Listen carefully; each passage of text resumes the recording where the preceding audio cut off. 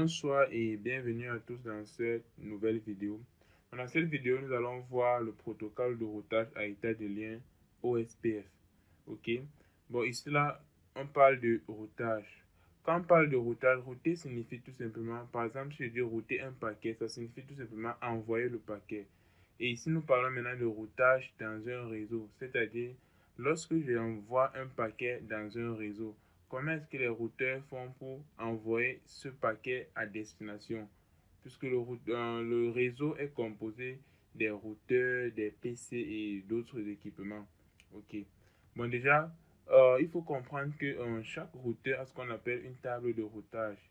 Cette table de routage contient l'adresse de destination, le next hop. Le next hop, en fait, c'est l'interface par laquelle le paquet doit passer pour arriver à destination. Maintenant, la question c'est comment ces routeurs font pour remplir les tables de routage. Nous allons voir, il y a trois méthodes. Nous avons les routes directes, nous avons les routes statiques et nous avons les routes dynamiques. Les routes directes signifient tout simplement en fait que le routeur, que lorsqu'un routeur envoie un paquet, il n'y a pas, en fait, ce paquet ne doit pas passer par un autre routeur pour arriver à destination. La route est directe. Moi, je vais prendre un exemple pour montrer cela. Je vais agrandir. Par exemple, disons que R2 aimerait envoyer un paquet au routeur R1. Vous voyez? Vous voyez qu'il n'y a pas de routeur par lequel ce paquet va passer avant d'arriver à destination. Bon, on appelle cela route directe, tout simplement parce que l'interface du routeur qui veut envoyer est directement connectée à l'interface de destination. Bon, lors de la configuration, vous allez voir comment on va faire cela. On va essayer d'envoyer un paquet. Ici, vous allez voir comment ça va aller directement sans toutefois configurer une route au préalable. Lorsqu'on va tout simplement configurer les interfaces, on va pouvoir envoyer sans problème. Maintenant, nous avons ce qu'on appelle les routes statiques. Route statique signifie tout simplement c'est l'administrateur en fait qui configure la route vers la destination. Disons par exemple, je suis au niveau de R2 ici et j'aimerais envoyer un paquet au routeur R3. Ça serait à l'administrateur en fait de configurer la route pour arriver à R3. Peut-être l'administrateur peut configurer cette route en disant que ok, le paquet va passer par R1 pour arriver là. Bon, cette architecture c'est pas tellement grand, c'est si petit, bon, c'est un peu facile quoi. Mais imaginons par exemple un réseau où nous avons peut-être 50 routeurs. Vous voyez un peu que là, ça impacte. Voilà. Nous allons aussi voir les inconvénients des routes statiques et autres lors de la configuration. Déjà, juste pour rappeler que en dehors de répondre à ce TP, je vais essayer d'expliquer d'autres petites notions liées, attachées à ceci. Ok. Bon, nous avons maintenant les routes dynamiques. Les routes dynamiques, en fait, sont les routes découvertes par les protocoles de routage comme OSPF, BGP, RIP et autres. Bon, ces protocoles-là sont en fait des protocoles de routage qui permettent de router un paquet vers la destination en trouvant la meilleure route possible. Bon, OSPF est juste une méthode pour cela. Bon, OSPF, c'est un protocole de routage à état de lien. Nous avons aussi un autre protocole de routage à, en fait, en français. En anglais, en fait, on dit Distance Vector Protocol. Distance Vector Protocol. Un protocole à vecteur de distance, voilà. Là-bas, c'est le protocole RIP. Bon, il a sa façon de fonctionner aussi. Bon, OSPF, lui, sa façon de fonctionner, c'est déjà chaque routeur, en fait, euh, communique avec ses voisins. C'est-à-dire que chaque routeur communique avec ses voisins pour connaître tout le réseau. Voilà. C'est-à-dire que le routeur R1 va connaître tout le réseau, le routeur R2 va connaître tout le réseau et le routeur R3 va connaître tout le réseau.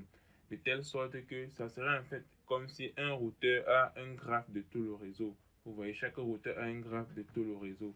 Et à partir de ce graphe, on va pouvoir trouver le plus court chemin pour arriver à destination. Et pour cela, il y a les algorithmes pour déterminer cela. Par exemple, l'algorithme de Dijkstra qui permet de trouver le plus court chemin sur un graphe et autres. Bon, c'est un peu comme ça que OSPF fonctionne. Mais vous allez voir que, par exemple, un protocole à vecteur de distance comme RIP, lui, ne fonctionne pas comme ça. C'est-à-dire chaque routeur n'a pas un graphe. Et puis, on va trouver là, il y a une autre façon. Lui, il a une autre façon de fonctionner. Ok. Bon, sans plus tarder, je pense que nous allons commencer par réaliser cette topologie. Bon, je me rends vers le logiciel. Ok. Bon, déjà ici, pour ceux qui ont eu des problèmes à installer ENSP, vous pouvez regarder ma vidéo sur l'installation de ce logiciel. Bon, c'est clair là-bas. Ok, bon, déjà, ici, voici l'interface de ENSP, vous voyez. Bon, vous allez voir cette colonne exemple. En fait, ici, c'est les labs déjà réalisés. Déjà, les labs par défaut. Lorsque vous finissez d'installer ENSP, ici, c'est les labs déjà réalisés par défaut. Vous pouvez juste lancer un coup d'œil pour vérifier. Récent, maintenant, ici, c'est les labs, en fait, que vous avez réalisés. C'est-à-dire, par exemple, là, ceci sont les labs que moi, j'ai déjà eu à réaliser. Ok. Bon, nous allons créer un nouveau topo. Bon, ici, là, les projets, on appelle cela topo. Si vous suivez mon curseur, vous allez voir New Topo. Bon, je vais cliquer là. Ok, bon, je pense que je vais essayer de partager l'écran avec la fiche pour mieux voir la topo. Ok, bon, je pense qu'à fur et à mesure, je vais expliquer l'interface.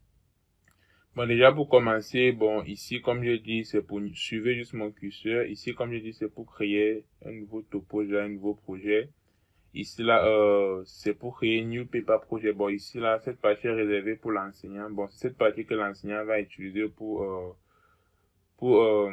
réaliser votre examen. Bon, je vais essayer de vous montrer un exemple. Bon, là, Open, c'est pour ouvrir un projet existant pour voir peut-être, ça c'est pour sauvegarder et autres, ça c'est les allers et retours. Ici, c'est pour imprimer une page, comme vous connaissez. Bon, ici, bon, je vais montrer l'utilité de ces deux ici plus tard. Pareil pour ceci et les autres aussi. Bon, nous allons commencer. Bon, je vais commencer par prendre le routeur R1. Je vais venir là, je vais prendre un routeur. Bon, lorsque vous choisissez le routeur, vous allez voir là, il y a plusieurs routeurs. Il n'est pas réellement facile de faire la différence directement comme ça. Bon, lorsque vous cliquez sur un routeur, vous pouvez regarder là en bas, suivez mon curseur pour voir le type d'interface en fait que ce routeur peut avoir. Par exemple, là, si vous regardez ce routeur, c'est les interfaces Ethernet. Or, sur votre topologie, si vous regardez bien les interfaces, vous allez voir Giga Ethernet. Suivez juste mon curseur, vous allez voir Giga Ethernet. Ce qui veut dire en fait que si je prends ce routeur ici, là, j'aurai un problème. Pourquoi? Parce que lorsque je vais vouloir connecter mon câble aux interfaces, regardez par exemple ce routeur, il n'y a pas d'interface Giga Ethernet ici. Bon, il faut toujours vérifier avant de choisir. Ok, bon, je vais supprimer ceci. Supprimer. Ok. Voilà. Bon, je reviens là au niveau des routeurs. Et clique par exemple sur ceci. Qu'est-ce que vous remarquez que ce routeur a des interfaces, a des ports Giga Ethernet. Bon, je vais choisir ceci. Bon, c'est les ports. Je sais pas pourquoi j'ai dit interface. Ok. Bon, je prends ça. Bon, pour ne pas perdre le temps, vous pouvez juste vous pouvez juste cliquer sur ce routeur. Lorsque je clique sur le routeur deux fois, je me rends maintenant au niveau de cette interface. Je peux juste poser en cliquant une fois. Je pose, vous voyez, ça me donne la possibilité de poser encore. Je pose. Lorsque je vais maintenant revenir sur mon curseur, je monte là où il y a cette flèche arrow, je clique sur ça et je reviens sur le curseur. Là, je peux arranger mes routeurs. Ok, bon, j'arrange mes routeurs comme ceci. Et je vais essayer de nommer comme c'est exactement sur la topo.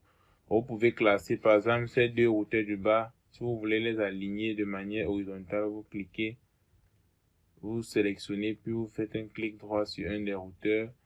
Horizontal Alignment, vous cliquez là, bon, vous allez voir, c'est classé. Bon, on va essayer de renommer. Pour renommer, vous faites juste un clic droit et ici c'était R1. Bon, je vais appeler ça R1. R1. Puis là, c'est R2. R2. Puis là, c'est R3. Ok. Bon, nous allons maintenant connecter les interfaces. Ok. Bon, je prends Copa. Vous voyez. Je viens, je me place là. Je clique, je regarde ma topo. Giga Ethernet 001.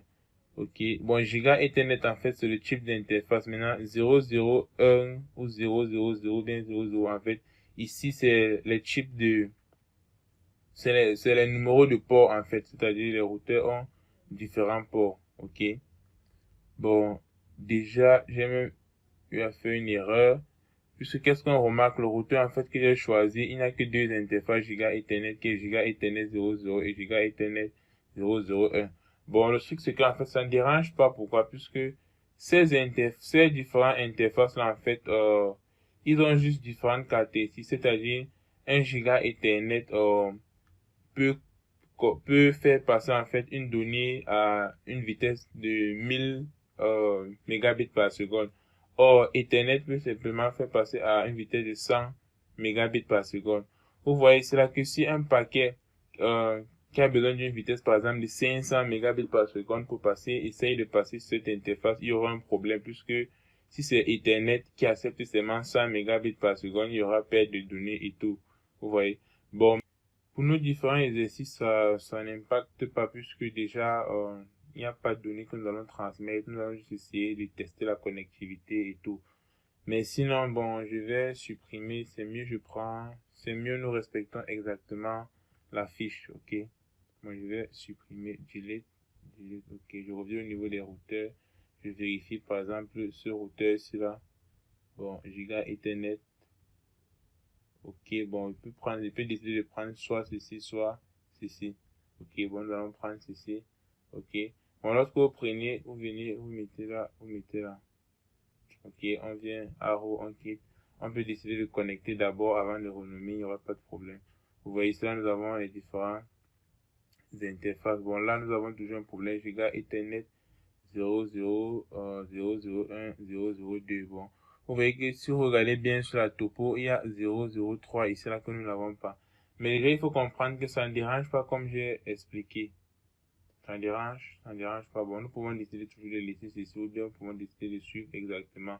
Bon, il peut décider de venir là, par exemple, il y a ceci qui est aussi 1 giga Ethernet. Bon, il peut décider de passer et je vais voir. Ok, vous voyez, c'est pareil en fait. Ok. Ok, ok. Ceci, je vais essayer ceci. Ok, bon, vous voyez, on peut utiliser ce routeur là. Nous pouvons utiliser ceci. Ok, bon, je vais supprimer les autres.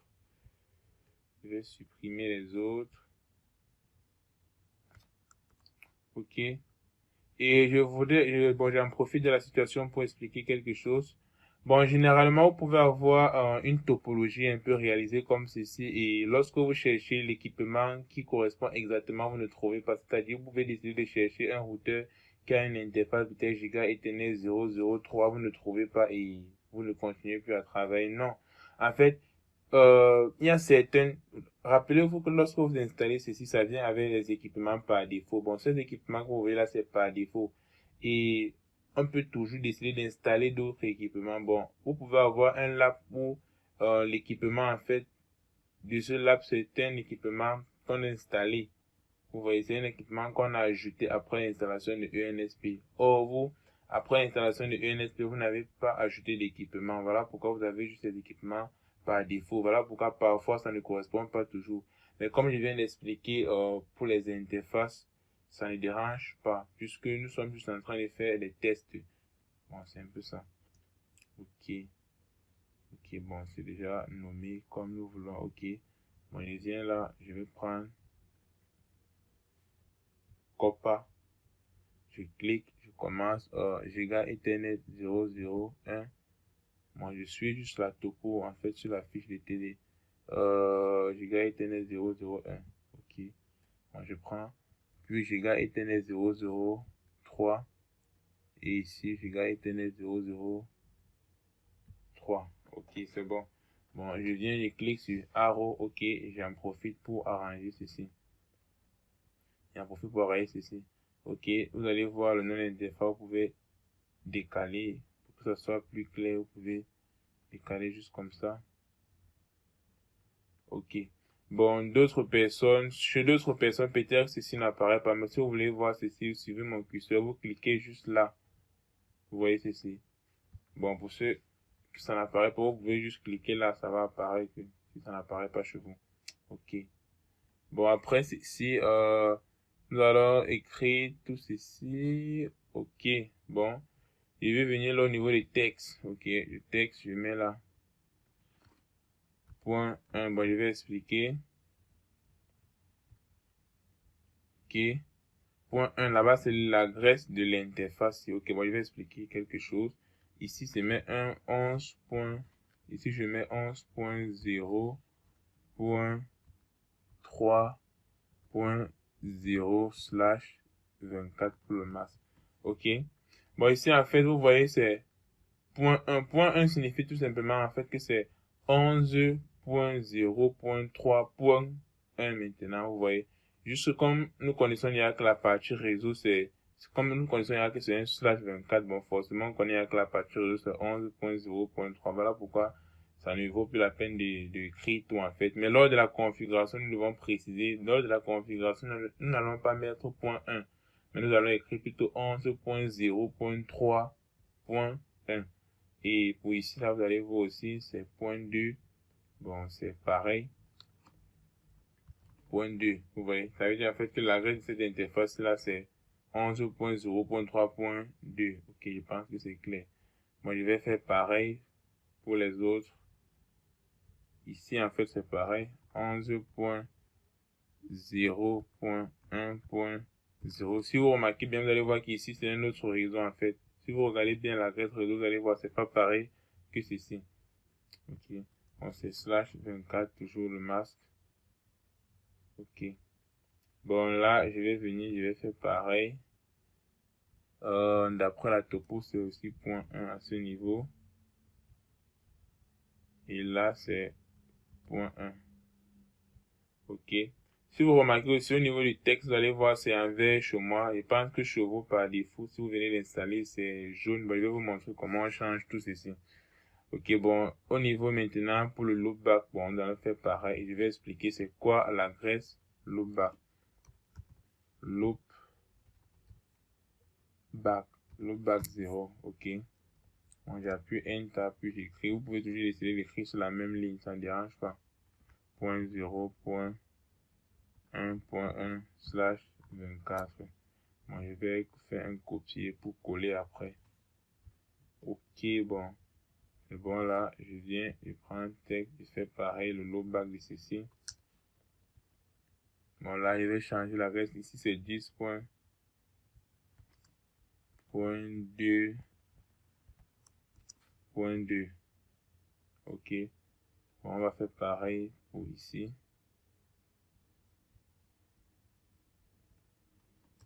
Ok, bon là c'est le point 3.3.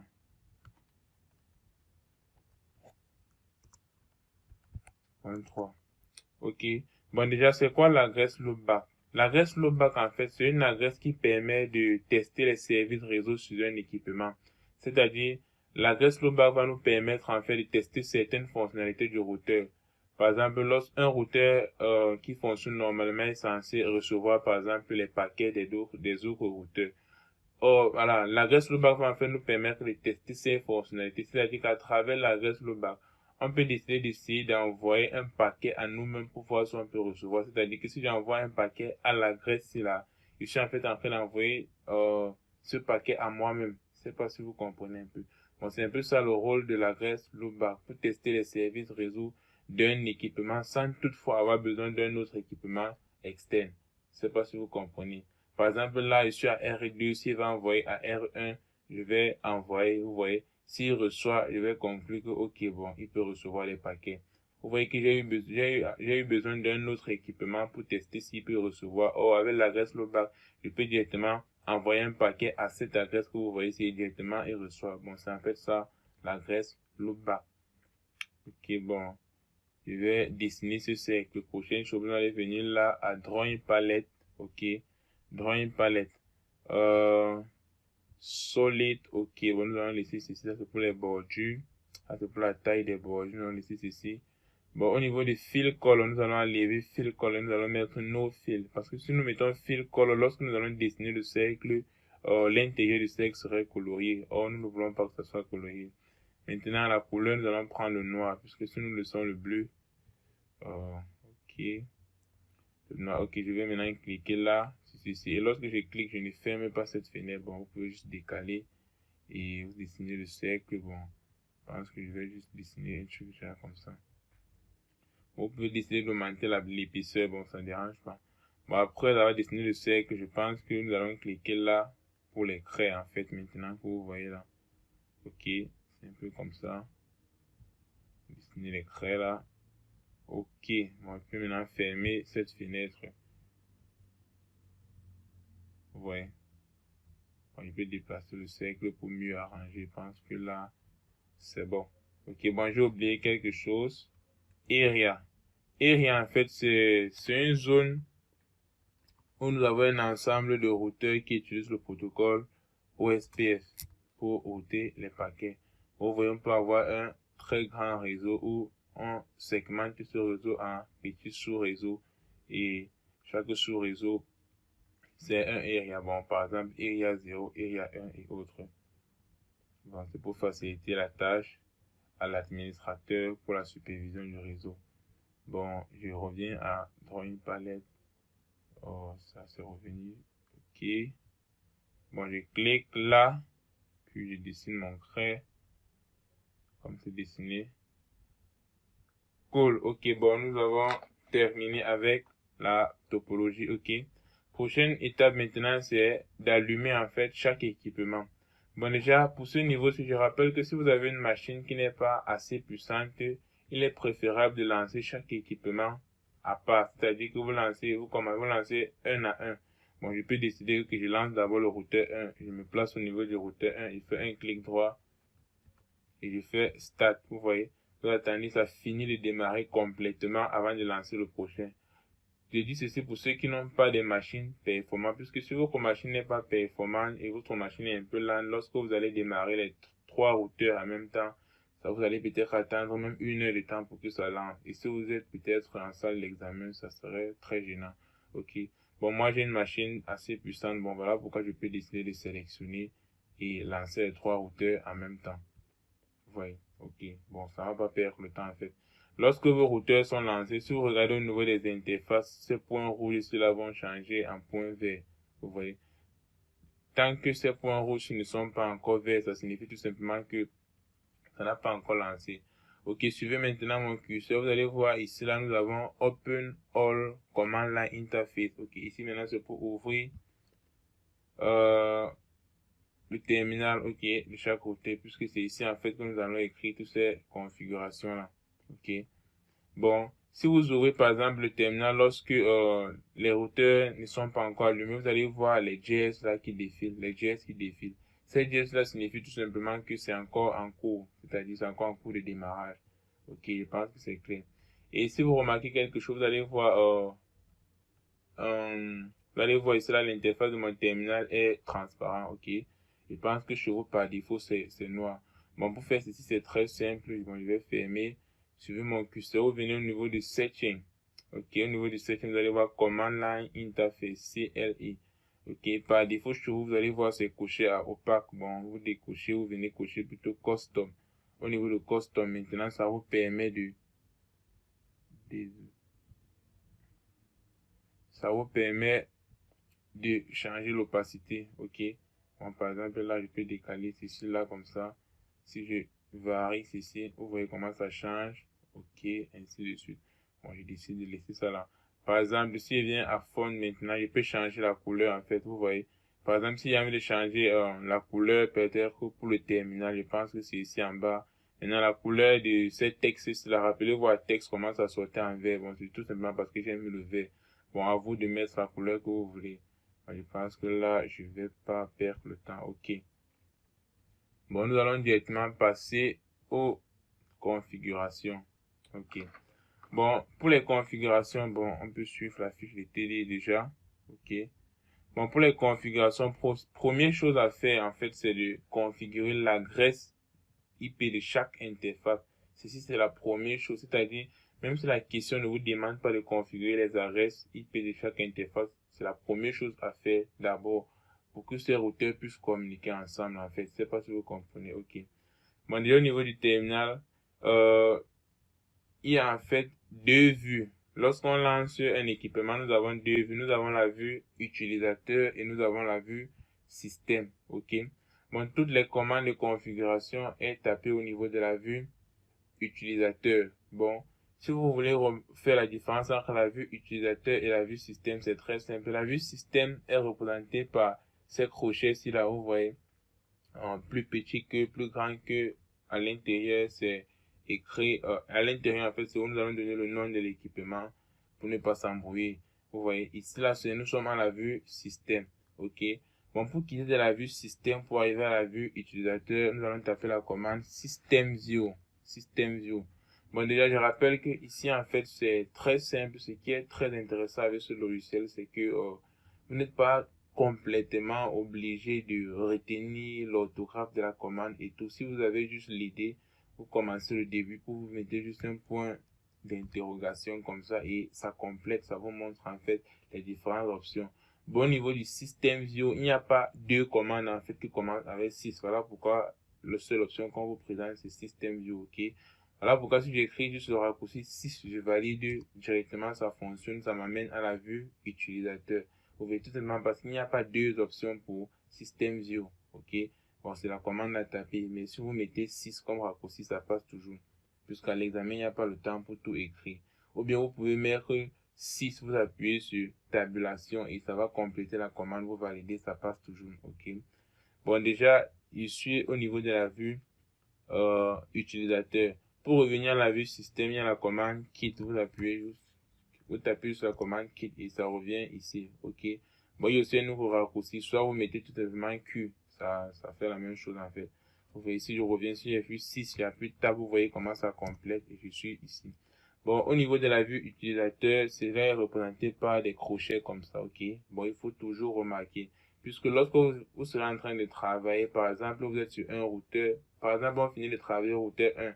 Le temps que nous sommes en train de travailler au routeur 2, si on perd en fait trop le temps à travailler là, lorsqu'on va revenir ici, il va changer d'état, il va passer à la vue système. Voyez, il faut faire très attention. Lorsque vous remarquez à la vue système, vous passez à la vue utilisateur avant de taper vos commandes. Puisqu'il y a certaines personnes, en fait, qui vont se plaindre qu'ils ne comprennent pas pourquoi les commandes ne passent plus. Or, ils sont à la vue système. OK. Bon, prochaine chose à faire maintenant, c'est de renommer, en fait, ce Huawei, cela pour donner le nom du routeur en question, pour ne pas s'embrouiller. Bon, pour le faire, c'est simple, vous tapez la commande sysname. Bon, en fait, c'est système name. Sysname, c'est comme un raccourci, tout simplement. OK. Bon, vous pouvez appuyer sysname, vous appuyez tab, vous allez voir, ou bien vous pouvez appuyer 6 uniquement, vous appuyez tab, vous allez voir, ça complète directement à sysname. OK. Sysname, vous donnez en fait le nom maintenant. Bon, ici, c'est RE, nous sommes à RE1, moi j'appelle RE1. RE1, OK. Bon, vous allez faire pareil avec les autres. Bon, ici, là, lorsque le terminal est déjà un peu sale, si vous voulez nettoyer le terminal, vous faites juste un clic droit, vous allez voir clair, vous cliquez sur clair, puis vous appuyez Enter et le tour est joué. OK. Bon, maintenant, première chose à faire, c'est de configurer les interfaces. Bon, si vous regardez très bien la fiche de TD, vous allez voir au niveau de la fiche de TD, en bas, on dit configurer l'adresse IP de l'interface Giga Ethernet 001 du routeur RE1. Bon, au niveau du routeur RE1.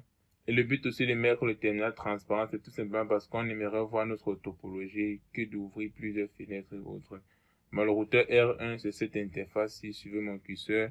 Puis on vous demande 003, cette interface-ci, là, c'est normal. Puis on va demander pour le loopback. Bon, au niveau du routeur R1, on a configuré l'interface du loopback, l'interface, cette interface, ces trois interfaces, en fait, que vous voyez au niveau de ce routeur.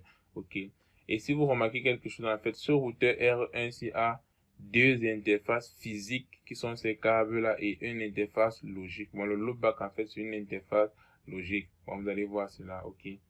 Bon, pour configurer cela, c'est très simple. Première chose à faire, c'est vous vous déplacer d'abord vers l'interface avant de configurer l'adresse IP. Pour se déplacer vers l'interface, c'est simple.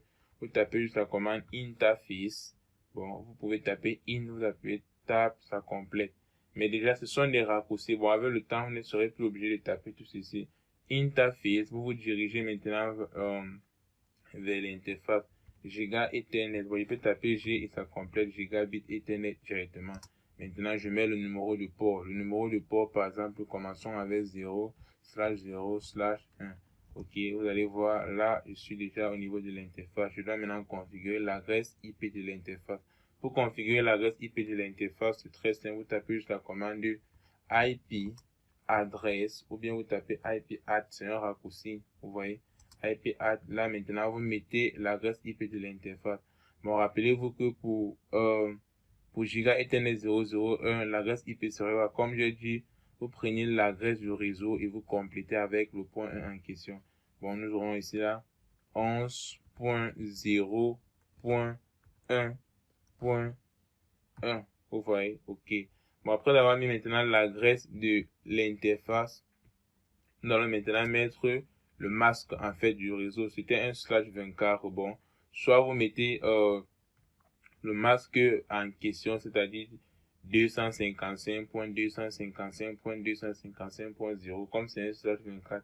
/24 signifie tout simplement que toute la partie réseau est sur 24 bits. Et vous rappelez que le masque nous dit la partie réseau, nous le mettons à 1 et la partie machine, nous le mettons à 0, ok. Bon, ici, je vais utiliser le raccourci 24 directement. Ok, vous allez voir, ça va fonctionner. Pour vérifier, en fait, si vous avez réussi à configurer cette interface, vous tapez tout simplement display. Bon, lorsque vous êtes en train d'écrire, ce message c'est pour apparaître, pour vous déranger. Bon, pour continuer à écrire normalement, vous appuyez juste sur tabulation tab et vous allez continuer à écrire. Vous tapez la commande display 10, exactement comme ceci. Entrée, vous allez voir IP adresse 11.0.1 et le masque 250, ainsi de suite. Vous voyez, ceci montre en fait que vous avez réellement configuré l'interface. Vous êtes sûr de vous, ok. Maintenant, après avoir configuré cette interface, nous allons configurer l'autre interface. Ok, bon, nous allons rendre vers cette interface. Bon, pour éviter que ce message vous dérange aussi, vous pouvez taper la commande UMT pour undo terminal monitor. Bon, c'est undo T pour terminal, M pour monitor. Vous voyez. Bon, je ne peux pas taper au niveau de l'interface. Je dois d'abord quitter l'interface, puis je tape undo terminal monitor. Ok, vous voyez. Bon, je vais éclairer un peu. Ok, bon, je vais me rendre maintenant vers l'interface Giga Ethernet 0/0/3. Bon, maintenant, pour me rendre vers cette interface, je vais taper je vais taper en fait la commande à raccourci. Je vais écrire interface et mettre non. Je vais mettre tout simplement interface. Je mets G, j'écris directement le numéro de port. Comme ceci, vous allez voir, ça marche toujours exactement. Vous voyez, ok. Bon, configurer l'adresse IP, je mets tout simplement IP add directement l'adresse IP de cette interface, c'est 11.0.3.1. Vous voyez, bon, je récupère l'adresse réseau 6.1. C'est là où il faut faire très attention. Le masque ici. Ok, soit vous mettez la taille du masque, soit vous mettez tout le masque 255 comme vous avez vu là. Ok, Enter. Vous pouvez toujours vérifier comme j'ai dit. Display 10. Bon, vous mettez soit TH, ça passe toujours. Ok, très bien configuré. Nous allons maintenant configurer l'adresse loopback. Ok, je vais quitter. Pour l'adresse loopback, c'est pareil. Vous devez vous rendre vers l'interface du loopback avant de configurer l'adresse IP. Bon, ici, en fait, je vais tout simplement, pour aller vers cette interface, c'est simple. Vous dites tout simplement loop. Bon, vous dites d'abord interface, loop, vous pouvez écrire loop et vous laissez directement comme ça, là, vous rendez vers l'interface. Ou bien vous pouvez appuyer tab pour que ça complète loopback. Puis vous mettez 0, loopback 0, puisque sur la topo, vous avez vu, c'est loopback 0.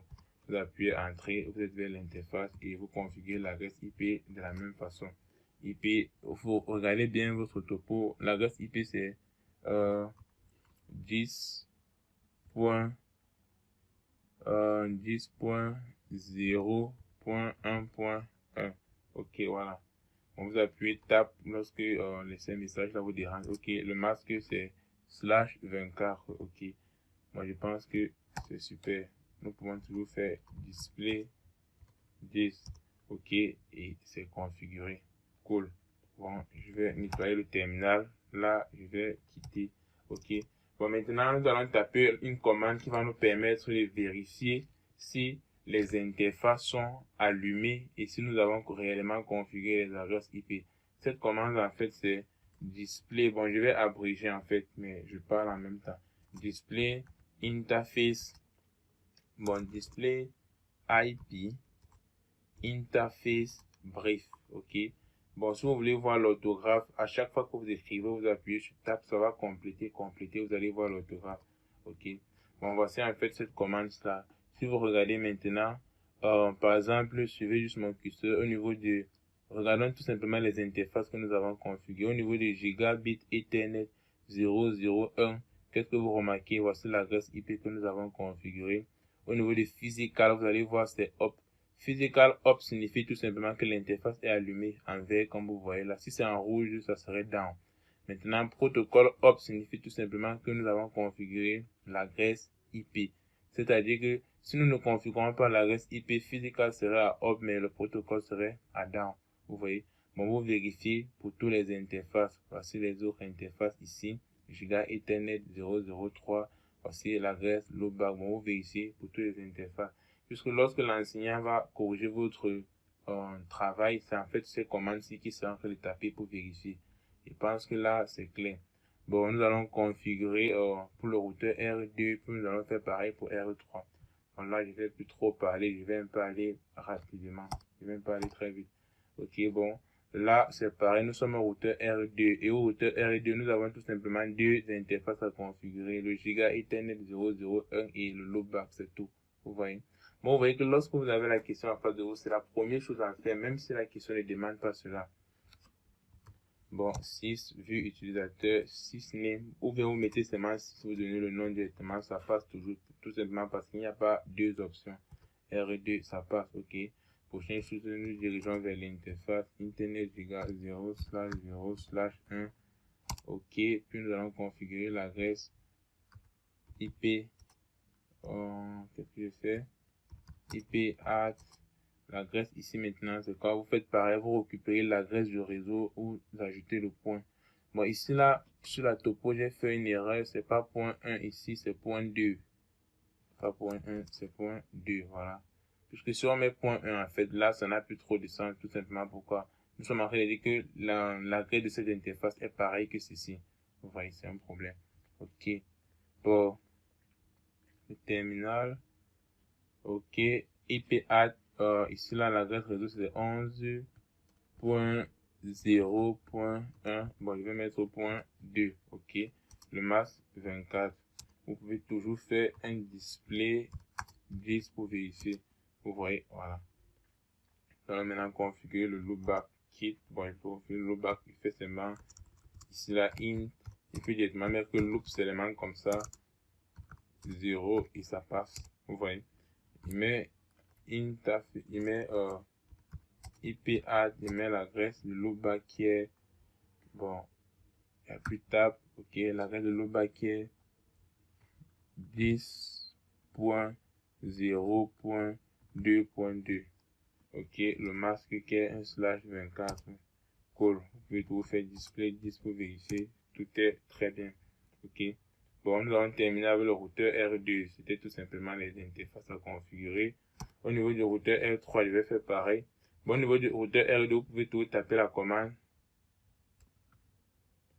Claire, vous pouvez tout taper la commande display IP interface brief, ok. Voilà, vous voyez, c'est configuré. Voici notre Giga Ethernet et voici notre loopback qui est configuré. Ok, cool. Bon, là, on part au niveau du routeur numéro 3. On va faire pareil. 6, j'appelle R3. Il fait pareil, je me rends vers l'interface in. C'est un Giga Ethernet, c'est un Giga Ethernet 0. Et aussi une erreur que vous pouvez commettre à l'examen, genre, vous mettez une interface, puis lors de la configuration, vous écrivez autre chose. Là, vous avez tout gâté en fait. Rien ne va fonctionner, puisque je vous ai dit que ces 0/0/1 là sont les numéros de port. Et un routeur a plusieurs ports. Bon, attendez, je vais essayer de vous montrer quelque chose. Si je clique sur un routeur, je viens peut-être à Setting. Bon, là, ici, on ne me montre pas l'image. Bon, c'est pas tous les équipements. Il y a certains équipements qu'on vous montre l'image et vous voyez les différents ports là de manière réelle, quoi. Ok. Bon. Vous pouvez mettre un port puis vous configurer un autre port. Ça signifie tout simplement que vous avez configuré un port, mais vous n'avez pas branché le câble au port là. Rien ne va fonctionner. Bon, il faut faire très attention aussi là-bas. Ok, bon, ici au niveau de, je me suis rendu vers l'interface, non, je suis pas encore vers l'interface, Giga 0/0/3. Bon, il faut faire très attention à ce niveau-ci. IP add, on ajoute l'adresse IP qui est 10, non, qui est 11.0.1, 0.3.2. OK. Point 2, je pense que c'est ça qui est écrit là-bas. OK. Et puis add le masque 24. OK, nous allons configurer maintenant le loopback. Et quitte là, il fait int loop 0. OK. IP add. Le loopback ici c'est 10.0.3.3. Je mets le masque 24. OK, vous avez dit que lorsque le message apparaît, lorsque vous êtes en train d'écrire, vous appuyez seulement Tab pour continuer à écrire normalement. OK. On peut quitter, on fait toujours notre display IP interface brief. OK. Vous allez voir Ethernet, le port a été configuré, l'adresse a été configurée, le loopback a été configuré, tranquille. Bon, il n'y a aucun problème à ce niveau. OK. Bon, ce que nous venons de faire, c'est configurer ces interfaces-là. Bon, nous pouvons maintenant tester les routes, en fait, comme j'étais en train d'expliquer. Bon, puisque je pense que au niveau de la fiche, après cette étape, vous devez maintenant configurer, en fait, les configurations OSPF pour trouver les routes de manière dynamique. Voilà. Mais avant de faire ceci, nous allons d'abord un peu voir les routes directes et les routes statiques. Bon, j'aimerais juste vous montrer cela. OK. Bon, si je suis à ce niveau, je vais clair. Bon, je me place au routeur R1 par exemple. OK. Il faut toujours vérifier où vous êtes placé avant de taper une commande pour ne pas faire d'erreur. OK. Je suis au niveau du routeur R1. Disons que ce routeur du numéro R, je suis au niveau du routeur R1 et j'ai envie d'atteindre le routeur R2. Vous allez voir, vous allez essayer de faire un ping. Bon, ping, c'est une commande qui nous permet de tester la connectivité. Vous voyez, OK. Bon, il fait un ping de l'adresse. Suivez juste le curseur. Je suis en train de regarder à travers le terminal. Il fait un ping vers le routeur R2. C'est-à-dire, il fait un ping vers son interface qui est 11.0.1.2. Vous allez voir, le ping va fonctionner normalement tout simplement parce que le routeur R1 qui fait le ping, il est directement connecté à l'interface du routeur R2. Bon, il va réussir à envoyer les paquets, vous voyez. Par défaut, c'est 5 paquets. Vous allez voir 5 transmit, 5 receive, 5 envoyés, 5 reçus, vous voyez. Mais si j'essaye maintenant de faire un ping vers ce loopback, là, ça ne peut pas fonctionner. Tout simplement parce que son interface n'est pas directement connectée au loopback. Nous pouvons essayer. Si je fais un ping de 10.0.2.2, vous allez voir request time out, vous allez voir request time out, vous voyez, rien, aucun paquet ne sera envoyé. Vous allez voir 0 transmitted, 5 transmitted but 0 received, vous voyez. Mais ce que nous pouvons maintenant faire, c'est de configurer une route statique qui va nous permettre d'envoyer un paquet ici. Et pour configurer cette route statique, vous allez voir la commande. Bon, c'est mieux, je fais cela maintenant. Bon, nous venons de voir les routes directes, j'espère que c'est clair. Maintenant, au niveau des routes statiques, nous allons configurer cela. Pour le faire, la commande c'est IP route. Vous voyez comment, même si je ne connais pas toute la commande, j'appuie Tab, ça complète. Je peux mettre tiret, je mets S, ça va compléter statique, vous voyez. Maintenant, IP route statique, OK. Après cela, maintenant, nous allons mettre l'adresse de destination. L'adresse de destination, disons que c'est ce loopback, c'est la banque qui est 10.0.2.2. Maintenant, nous allons mettre le masque de cette adresse-là qui est un /24. Moi, je mets 24. Puis après le masque maintenant, le masque, rappelez-vous qu'ici, c'est la taille du masque, mais voilà pourquoi je mets /24 au lieu d'écrire 255.255.0. OK. Maintenant, ici, là, nous allons mettre ce qu'on appelle l'adresse du next hop, c'est-à-dire que l'adresse de l'interface par où le paquet va passer pour arriver à destination.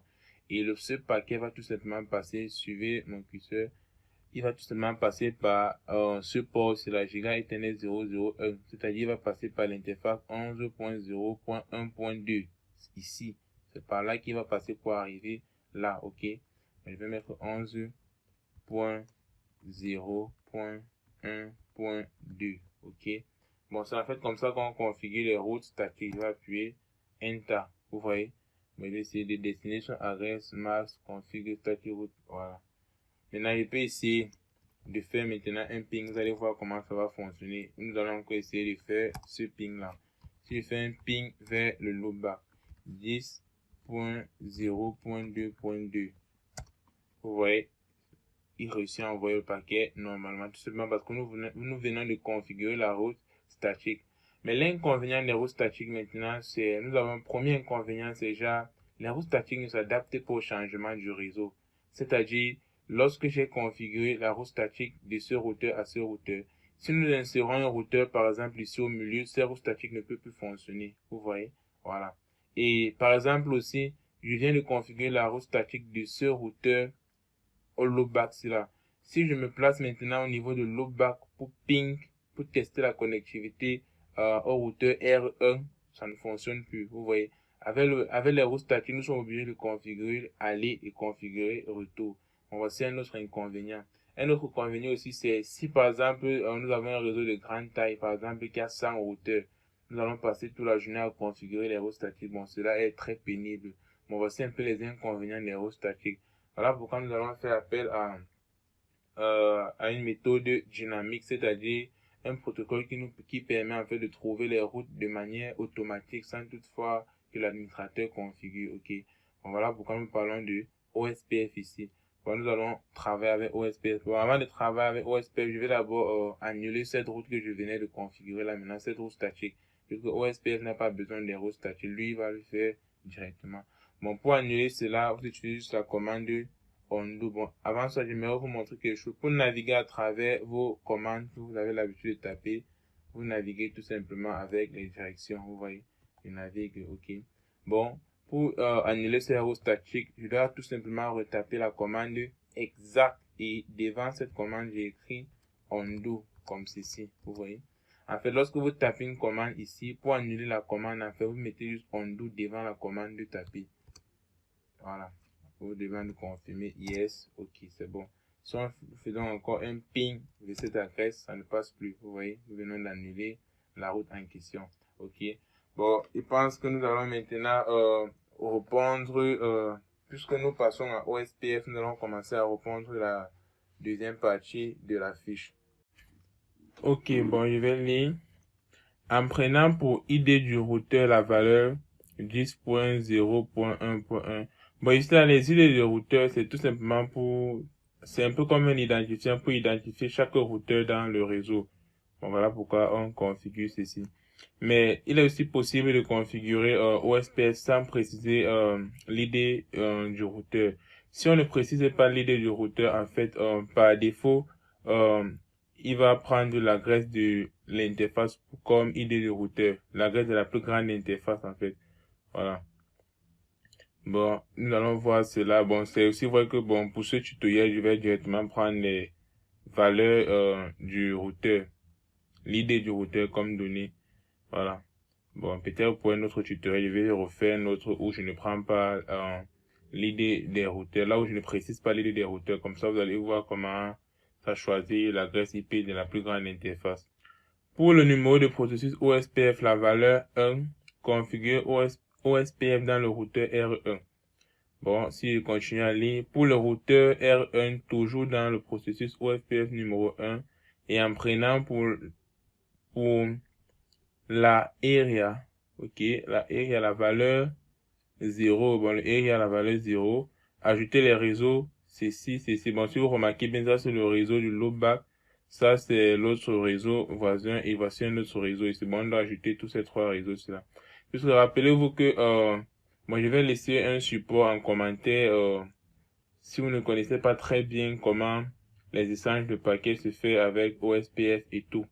Bon, comment, chaque routeur découvre son voisin et console, il y a les types de messages envoyés, les messages hello, les messages LSE et autres. Bon, je vais laisser le support, vous allez essayer de lire cela pour mieux comprendre ces différents types de messages là. Ok, bon, je vais commencer au niveau du R1, je vais clair, ok. Voilà, bon ici, si vous remarquez bien, vous voyez ici à la vue système, vous voyez comment ça va changer, c'est bon. À moi de repartir à la vue utilisateur, ok. Bon, je tape OSPF, précise le numéro du processus, ok. OSPF 1, ok. Maintenant, prochaine chose à faire maintenant, c'est préciser l'idée du routeur. Prochaine chose à faire avant d'entrer dans le area pour configurer les networks. Bon, c'est en fait ça la procédure, ok. Bon, ici, je vais dire, pour configurer l'idée du routeur, je vais tout simplement dire router. Et puis appuyer tab, vous voyez, ça configure, ça me met router. Ça veut dire que, en fait, je devais mettre, il peut peut-être mettre au point l'interrogation pour voir. Bon, ici, là, j'ai, router. Normalement, il y a router ID qui doit sortir là. Ou bien c'est ID. On fait point. Bon, attendez, je vais nettoyer et vérifier. C'est router ID si je ne me trompe pas. Router. Espace, je mets point. Ça n'existe pas. Bon, on va essayer encore. Router. Il n'y a que router. Non. Bon, je vais essayer de quitter. Normalement, ça doit fonctionner. Je vais essayer de quitter. Je vais encore essayer OS. Et aussi, OSPF 1. Le numéro de processus par défaut, c'est 1. C'est-à-dire que si je mets tout simplement OSPF sans préciser, ça va prendre le numéro de processus comme 1. Vous voyez? OSPF 1. Router ID. Vous voyez, router ID. Bon, normalement, ça doit fonctionner. Voici en fait l'autographe de ça. Router ID. Ok. Donc, si je fais la router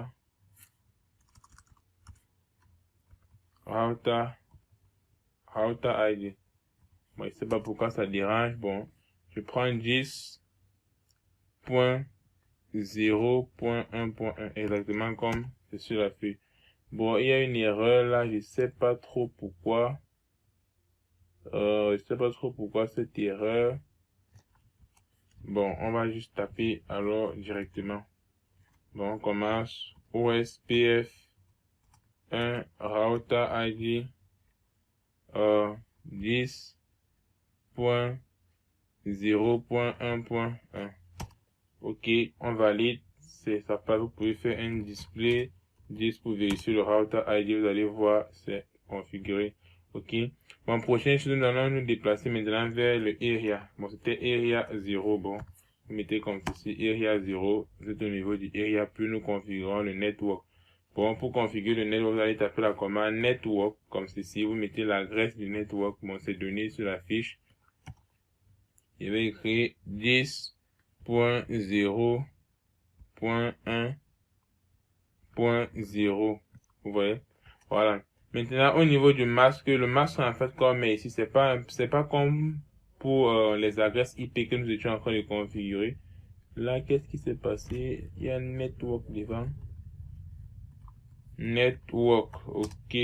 Bon, ici là, c'est pas comme pour les adresses IP que nous étions en train de configurer que nous allons venir là mettre le masque, non. Lorsqu'on configure le network ici à OSPF, après l'adresse, ce qu'on met en fait, c'est l'inverse du masque. Vous voyez ici, on appelle ça le Y4 mask. Bon, il peut faire point d'interrogation, vous allez voir. Y4 bit, vous voyez. C'est ça en fait qu'on a mis, ce qui est l'inverse du masque. C'est-à-dire, comme le masque c'est, il voit un /24 ici. La /24 veut dire tout simplement la partie réseau doit être à 111. Voilà pourquoi vous voyez on avait 255.255.255.0 pour la partie machine. L'inverse du masque veut dire tout simplement maintenant que la partie réseau, on va plutôt mettre ça à 0 et la partie machine, lui, on va lui mettre à 111. Bon, je pense que tout le monde connaît très bien comment la structure d'une adresse IP et autres.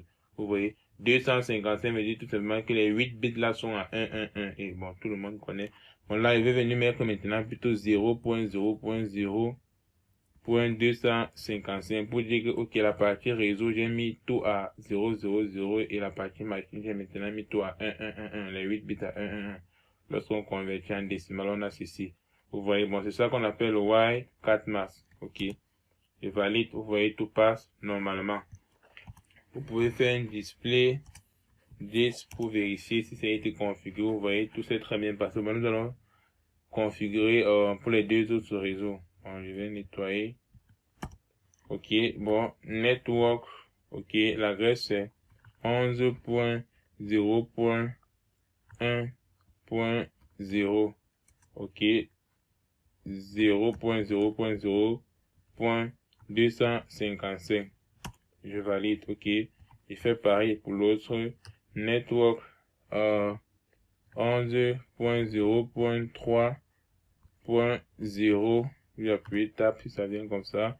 Le Y4 max c'est 0.0.0.255. Cool, ok.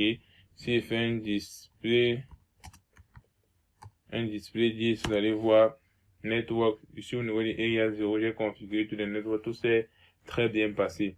Vous voyez. Bon, une autre façon de vérifier, vous pouvez taper la commande. Je vais l'avoir nettoyé. Ok. Vous pouvez taper la commande display OSPF routing table. Routing table. Bon, vous pouvez taper simplement routing abrégé, mais c'est routing table. Non, ça fait c'est routing. Ok. Voilà. Display OSPF routing.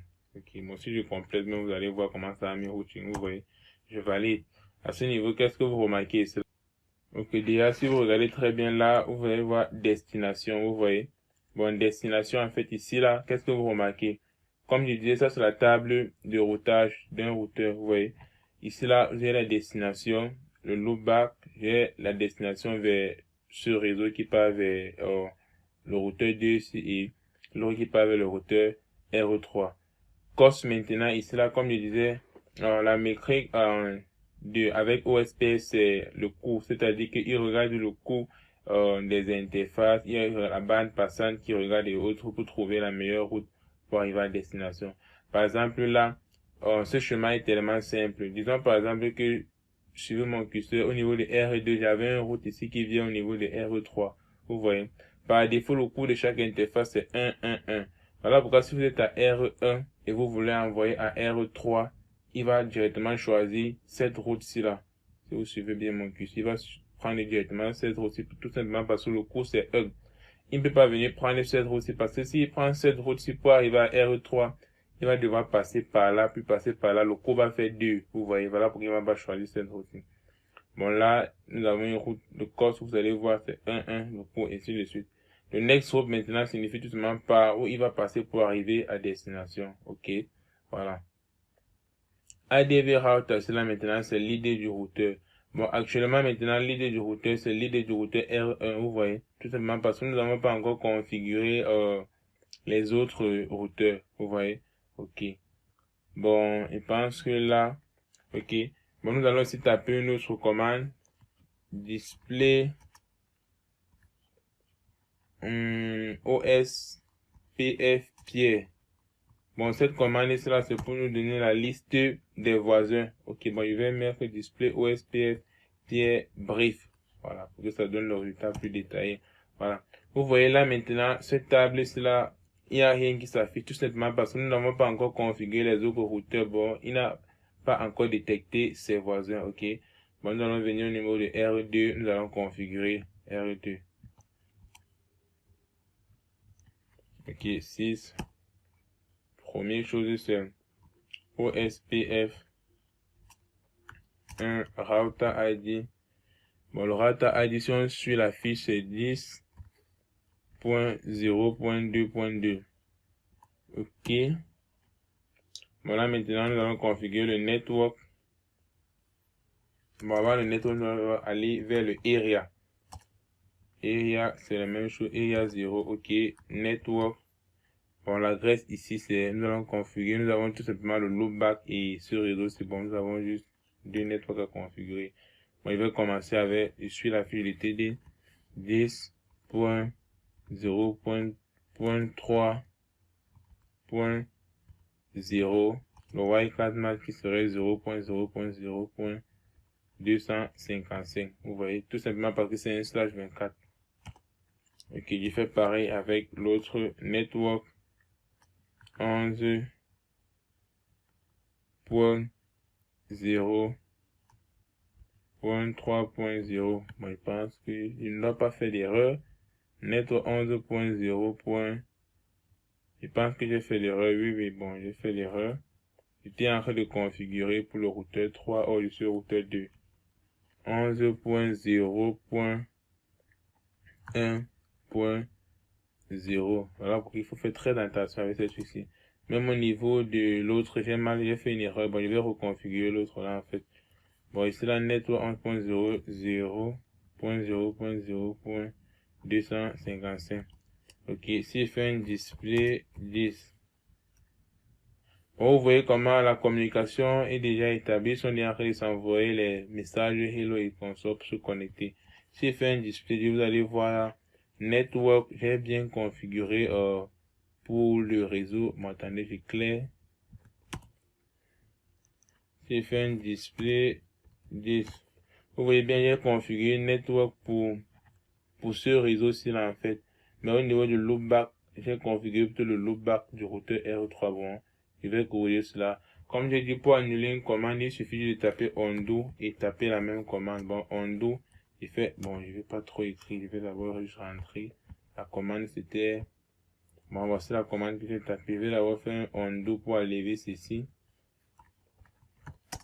Ok, puis je reconfigure maintenant et cette fois-ci je corrige mon erreur. Normalement c'est point 2. Ok. J'enlève undo.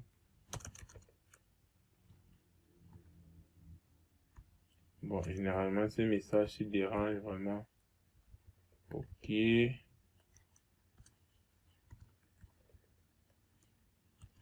pense que c'est ça. 10.0.2.0. J'entre. Ok, cool. Tout s'est très bien passé.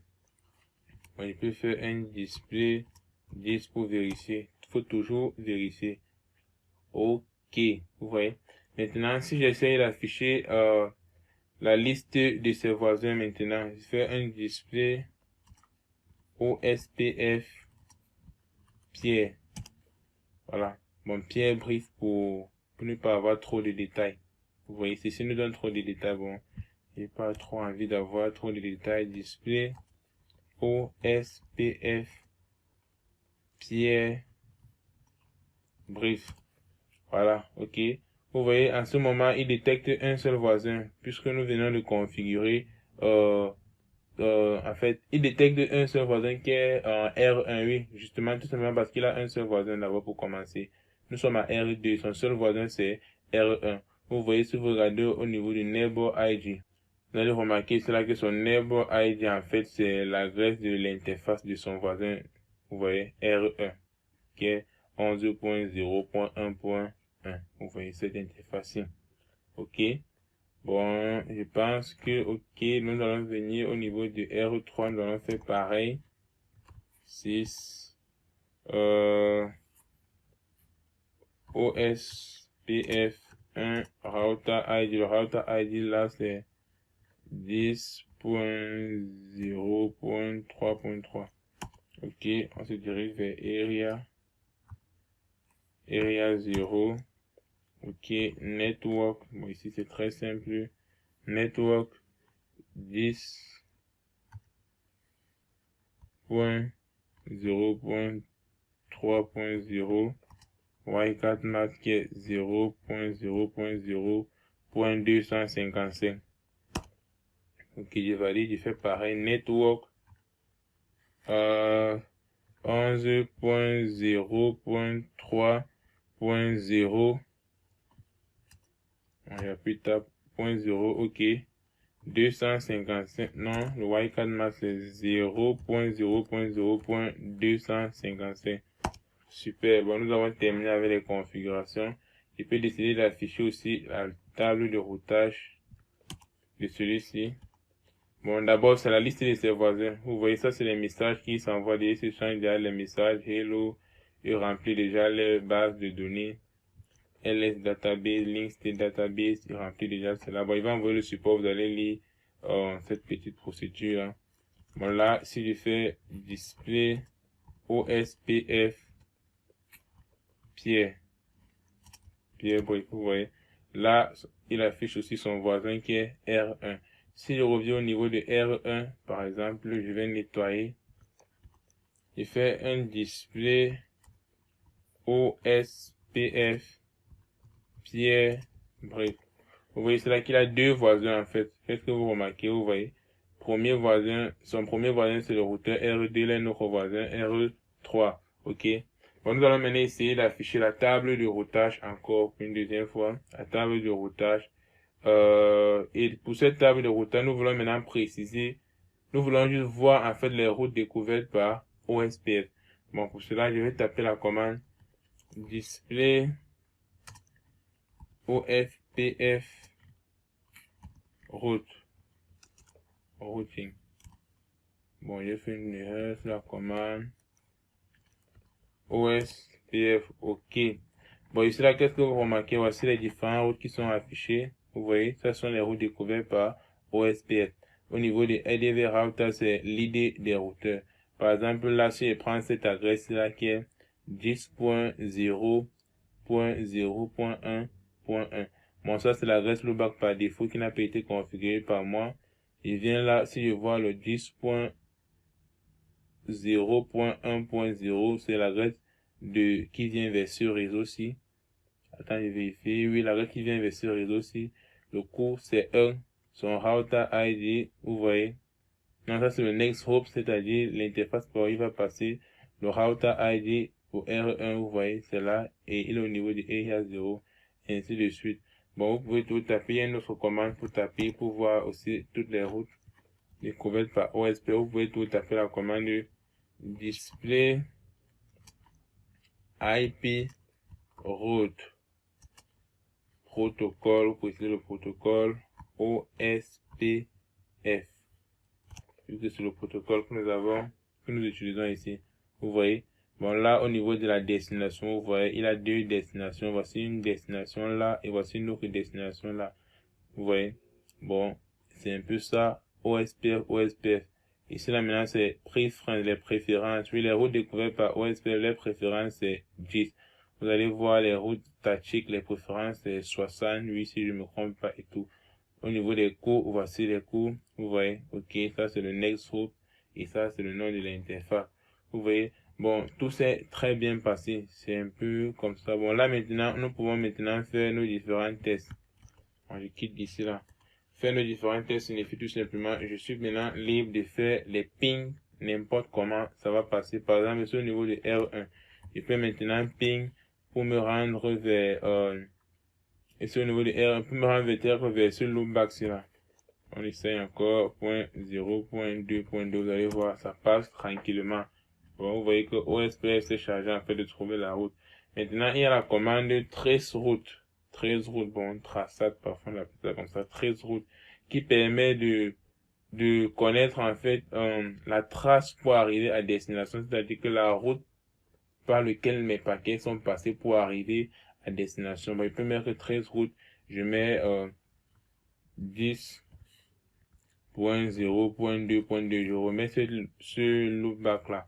Vous voyez, voilà. Actuellement, qu'est-ce que vous voyez? Vous voyez cela 11.0.1.2. Qu'est-ce que vous remarquez? Que cette adresse, suivez mon curseur, l'interface du routeur R2 ici. C'est par là qu'il est passé pour arriver au loopback. Vous voyez, c'est la seule route. Si je me place maintenant au niveau de R2 et je vais ping par exemple R3, vous allez remarquer que si j'utilise un 13 route, il va me montrer en fait qu'il est passé par cette interface-ci là. Vous voyez, ainsi de suite. Bon, là maintenant, ce qu'il veut essayer de faire, c'est je veux taper une autre commande. La commande, en fait, c'est une commande qui nous permet de préciser l'interface par laquelle on va envoyer. Bon, disons que je me place au niveau de R2, par exemple, là. Ok, au niveau de R2, moi je vais quitter là. Ok. Moi, c'est possible de faire un ping avec l'option "-a" pour préciser l'adresse source, en fait. C'est-à-dire que l'adresse source d'où nous voulons envoyer. L'adresse source, en fait, pour dire que c'est moi qui envoie le paquet et on précise la destination par où il doit partir. Moi, par exemple, ici, là, je précise l'adresse source du loopback qui est 10.0.2.2 pour dire en fait que c'est de ce réseau-ci que j'envoie le paquet.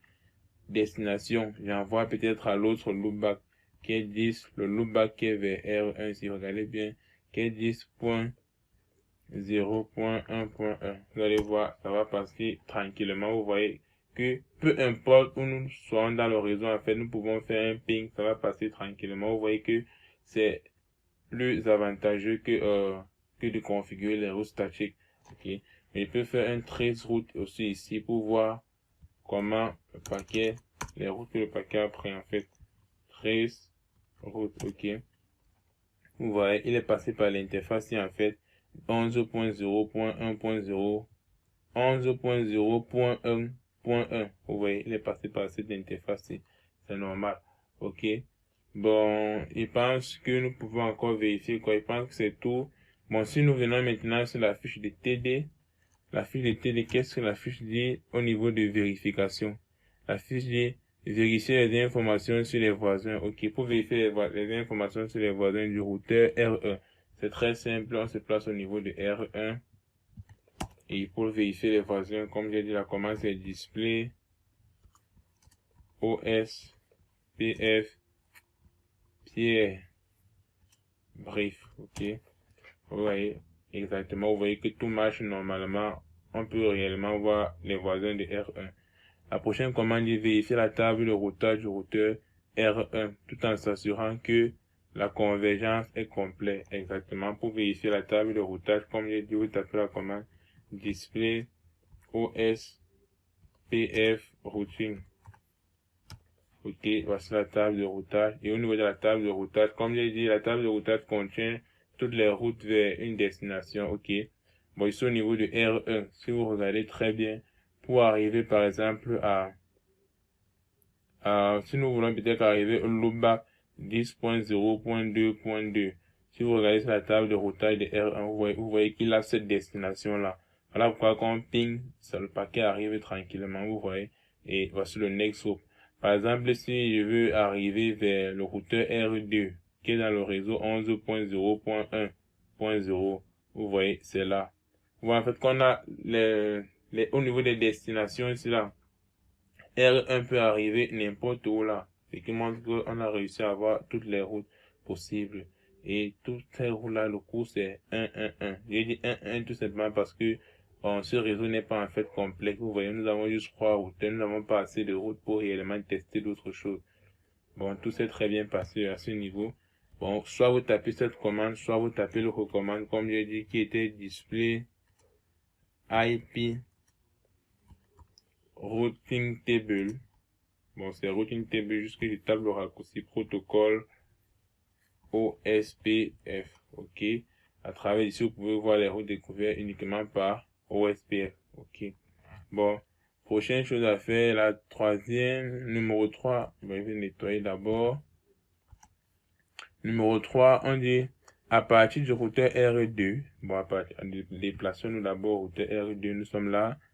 Tester la connectivité entre le routeur R2 et R3 en spécifiant pour adresse IP source. Vous voyez ici, on demande de spécifier l'adresse IP source, c'est-à-dire de la personne qui envoie, l'adresse de l'interface loopback 0 du routeur R2. Et pour l'adresse IP destination, l'adresse de l'interface loopback 0 du routeur R3.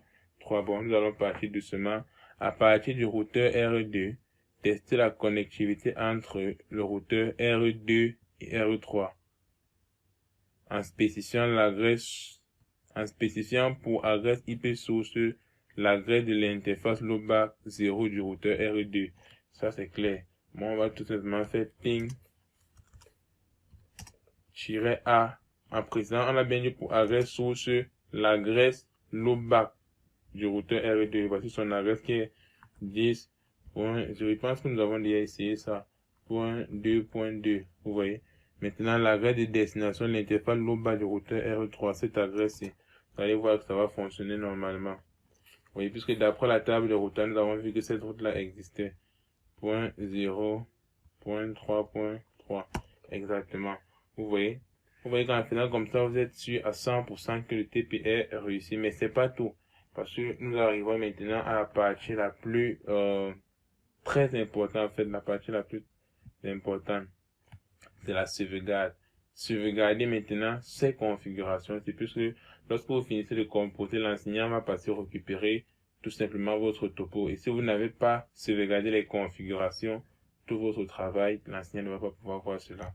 Ok, bon, pour sauvegarder les configurations, vous vous rendez à la vue système. Vous voyez, vous tapez la commande save. Très important. Save, on vous demande de confirmer yes. Vous voyez, dès que ça arrive à ce niveau, vous appuyez enter. Parce que vous voyez ces points ici là qui défilent.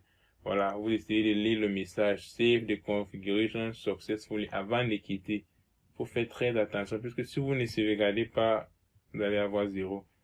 Bon, au niveau d'ici, je repars, quitte. N'oubliez pas que pour sauvegarder, vous devez être à la vue système. Ok, vous appuyez Enter, vous voyez ça charge. Save the configuration successfully. Ok, je prends au niveau de R3, il fait pareil.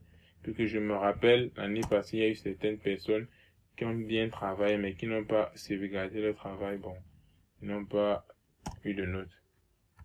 Ok, j'appuie Enter, vous voyez ça charge. Save successfully. Ok, bon, nous venons de terminer. Nous avons sauvegardé les configurations. Lorsque vous sauvegardez les configurations, vous pouvez maintenant sauvegarder la topo en question. On peut faire peut-être un CTRL S et on me demande de sauvegarder. Bon, je sauvegarde par exemple au niveau du bureau. Bon, je décide de donner un nom. Bon, attendez, ça c'est au niveau de l'image. Je passe sur la topo. CTRL S. Voilà. Ok, bon, je vais donner un nom par exemple, je sais pas trop, puisque l'extension de ceci c'est pour un topo. Bon, je donne par exemple l'app, c'est pas, je donne un nom OSPF. Bon, là maintenant, je suis en train de sauvegarder la topo, vous voyez. Voilà, puisque j'ai à sauvegarder les configurations, ça veut tout simplement dire que prochainement, quand je vais ouvrir ce fichier et lorsque je vais lancer les routeurs, toutes ces configurations seront là. Or, si vous ne sauvegardez pas les configurations, mais vous sauvegardez la topo, lorsque vous allez ouvrir le fichier, vous allez voir votre topologie serait très bien, oui, là, tranquille. Mais lorsque vous allez lancer les routeurs au niveau des configurations, il n'y aurait plus rien à faire. Tout serait réinitialisé. Ok? Bon, il faut faire très attention. Bon, je pense que ce tuto va beaucoup aider et merci beaucoup d'avoir regardé. Si vous avez des questions, vous pouvez les poser en commentaire. Bon, on se dit à très bientôt pour une nouvelle vidéo. Ciao.